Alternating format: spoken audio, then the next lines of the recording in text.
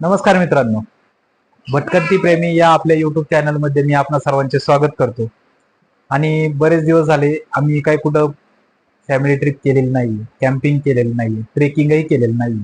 आणि आता नुकतंच 2 ते 3 दिवस झाले वातावरण पावसाचं झाले आणि आम्हाला बाहेर जायचं मोह काही आवरेना. तर जायचं कुठं इथून सुरुवात आहे. आता आम्हाला जायचे उद्याच्याला. रात्रीचे वाजलेत 9:15, पण अजून कुठल्याही प्रकारची तयारी नाहीये.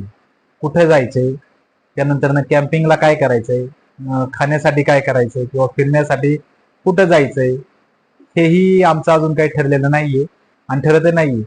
युट्यूब वरतीच मी सर्च करून पाहतोय जवळपास कुठल्या ठिकाण आहे का नैसर्गिक. कारण या ठिकाणी आम्हाला अशा ठिकाणी जायचंय की जिथं निसर्गाचा आनंदही घेता येईल, एखादं धार्मिक स्थळही होईल. तर मग कुठं जायचंय, किती वाजता जायचे, काय जायचे ठरवूयात. आणि आपण भेटू आता ठीक उद्या सकाळी. प्रभात मित्रांनो, रात्री आमचं ठरत नव्हतं कुठं जायचंय, पण आता आमचं नक्की ठरलेलं आहे. आपल्याला जायचं आहे खेड तालुक्यातील सर्वात उंच ठिकाणी म्हणजे कुंडेश्वर, श्री क्षेत्र कुंडेश्वर या ठिकाणी आपण आता निघालेलो आहोत. तर चला तर मग आपण कुंडेश्वरला जाऊया. तर फायनली मित्रांनो आपण चाललेलो आहोत कुंडेश्वरला. तर कुंडेश्वरला जाण्यासाठी पुण्यावरनं जर आपण आलात तर 60 किलोमीटर आहे आणि चाकणवरनं 30 किलोमीटर, साधारण 30 किलोमीटरच्या अंतरावरती कुंडेश्वर मध्ये.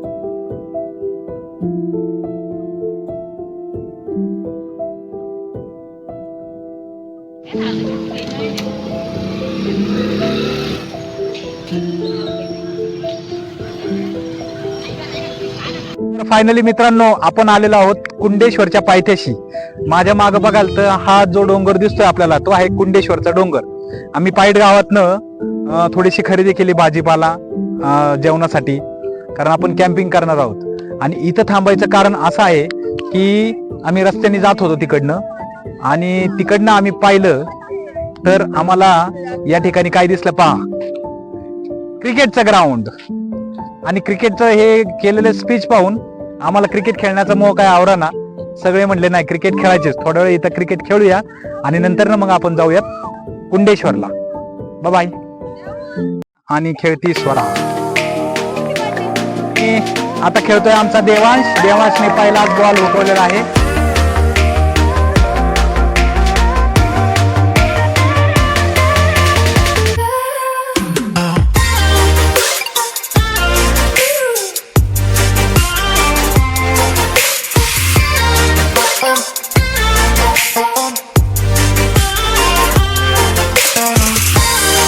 आहे श्रेया. पाहूया श्रेया एका चेंडूत किती धावा करते.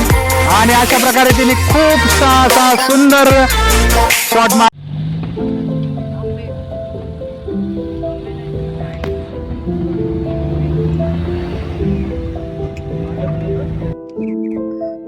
तर मित्रांनो, या झाडाला ही अशी लागलेली आहेत करवंद. या करवंदाच्या साठीच आम्ही आजच्या ह्या ट्रिपचं नियोजन केलेलं होतं. तर या दिवसामध्ये आपण आलात तर अशी तुम्हाला करवंद खायला भेटतील आणि रानमेवाचा आनंद घ्या. कशी वाटली तुम्हाला करवंद झाडाची भाजी? खूप मस्त. खूप मस्त. कशी आहे, आवडली का? आवडले. स्वरा, आवडले. बाहेर खूप ऊन आहे पण आतमध्ये थंड हवा आहे.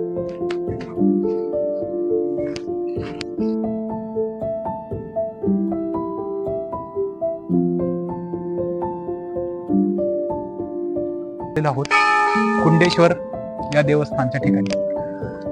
तर आपलं नियोजन हे होतं कुंडेश्वरला येण्याचं. तर आपण बघाल तर मंदिराच्या जीर्णोद्धाराचं काम चालू आहे. त्यानंतर आपण पुढे आलात तर आपल्याला एक मोठ्या शिल्पाच्या मध्ये नंदी दिसेल. आणि नुकताच विराजमान केलेला नवीन असा नंदी तोही पाहायला मिळेल. त्यानंतर आपण पुढे जाऊ.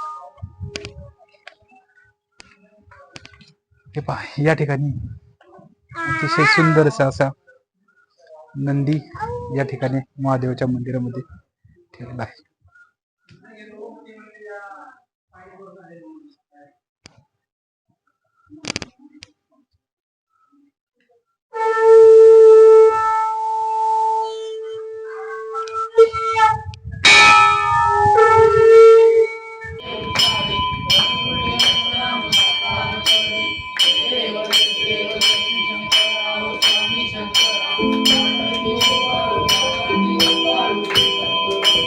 तर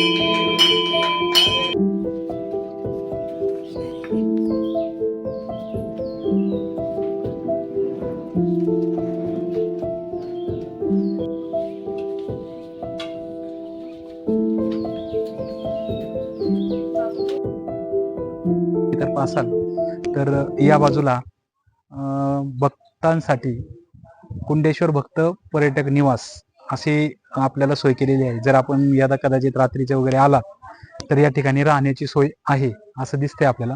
त्यानंतर तुम्ही राहिल्यावरती सकाळी आपल्याला फिट राहण्यासाठी इथं ओपन जिम ही केलेली आहे. हे पहा, या ठिकाणी ओपन जिम केलेली आहे. असं सुंदरशा अशा छान वातावरणात आणि निसर्गमय वातावरणात कुंडेश्वर मंदिर. हा गाय आहेत की तिकडं. किती गाय गाय जवळजवळ 80-90 गाय आहेत, लहान मोठ्या. लहान मोठ्या 80 गाय हा 80-90. त्यांना चारा वगैरे असे देतात लोक, ते आणायचं इकडं. अच्छा. मग त्याला पुढे चारा विकत घ्यायचा. आता ते एक साहेब आहेत बघा आले, हो. त्यांनी दिलेला आहे तो चारा. अच्छा. तर तो 25 मला वाटते 25,000ला एक वावर घेतलं होतं विकत. बरं. आणि ते आता ही 4थी ट्रिप आहे, अजून 3-4 ट्रिपा होतील त्या मकाच्या. काय अनुदान बोले नाही तसं काही नाही. फक्त आपलं हा स्वतः देवस्थानचं हा मदत देतात. आणि तो माणूस आहे ना, त्याला फोन करतात का बा आम्ही एवढा एवढा चारा देणार आहे, तेवढा पोच करा. मग आम्ही 2-3 जण गडी घ्यायची, तो चारा काढायचा, तो गाडीत भरायचा आणि तो इथं आणायचा दररोज. आता आतमध्ये इथं शेडमध्ये बराचसे शाळूचं इथं साठवून ठेवलेलं आहे. काही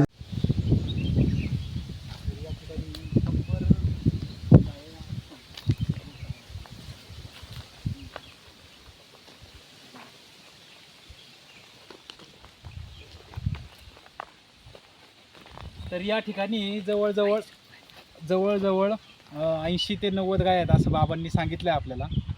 तर या दिवसात चाऱ्याचा खूप मोठा प्रश्न असतो त्यांचा. तर अतिशय छान असं काम या ठिकाणी करतात लोक. कुठल्याही अनुदानाविषयी शिवाय जेवायचं इथंच ना. हे पोरं जेव कसं जेवण?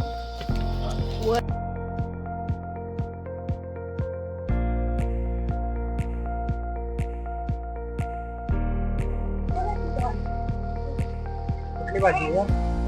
बटाट्याची भाजी, चाकणकर म्हणलं बटाटा तर पाहिजे. आणि लगेच हे पण नक्की काय बनवलं बटाट्याची भाजी आणि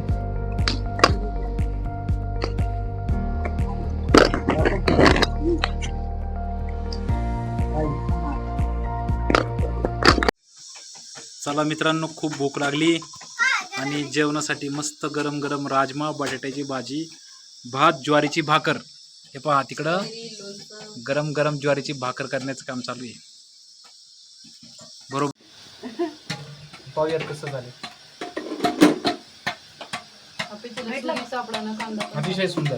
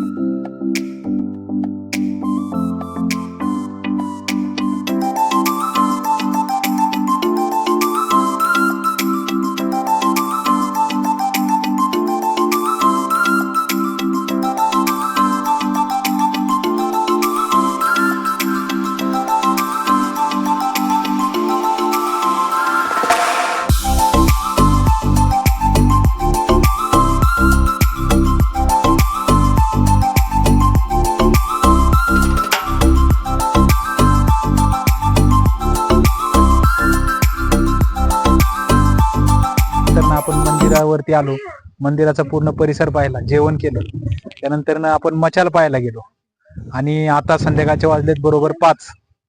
तर आता चहा तर बनलाच पाहिजे ना आपल्याला. तर चहा करण्यासाठी इथं आपण घरूनच सगळं साहित्य आणलेलं आहे. ह्याच्यावरती चहा, तर हे चहा पावडर वगैरे बघा